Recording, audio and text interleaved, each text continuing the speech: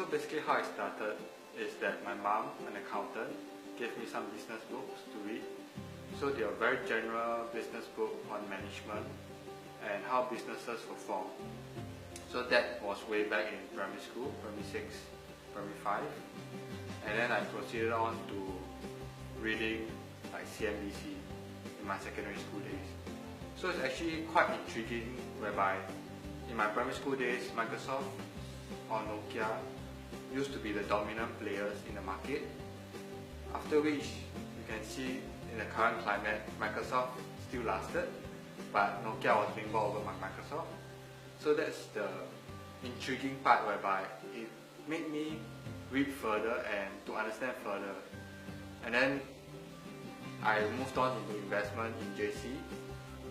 So from CNBC was more towards Bloomberg, whereby the information was more technical.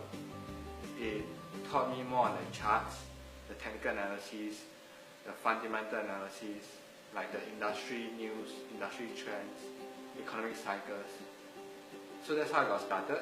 And then as for me, I have like common hobbies and interests like you guys, like running, swimming, and cycling.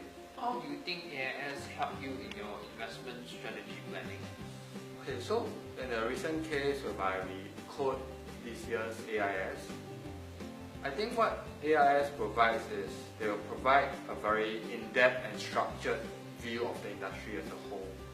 So basically why I say that is because when I'm watching Bloomberg or reading Bloomberg for news, typically what they are good at is breaking news. So they'll give you the latest news and they'll help you analyze how it will affect your investment decisions. However, if let's say you are totally new to the industry, it does not provide the in-depth view that AIS provides. So for example, this year's AIS, they invited family office, art investment and real estate.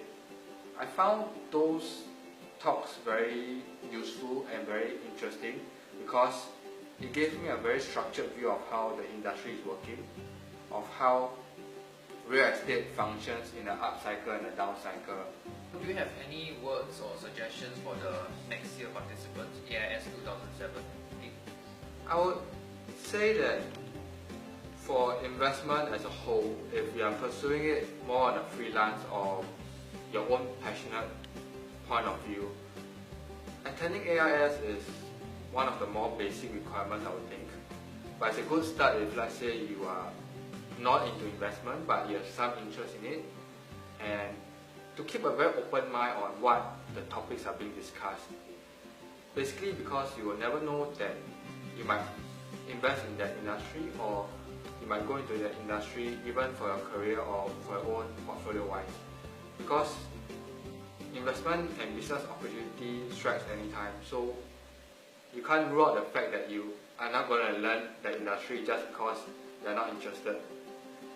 That's my advice. And then my advice is to attend more talks apart from AIS, organized by the Investment Interactive Club, so as to broaden your exposure and to deepen your knowledge and skills in such industries.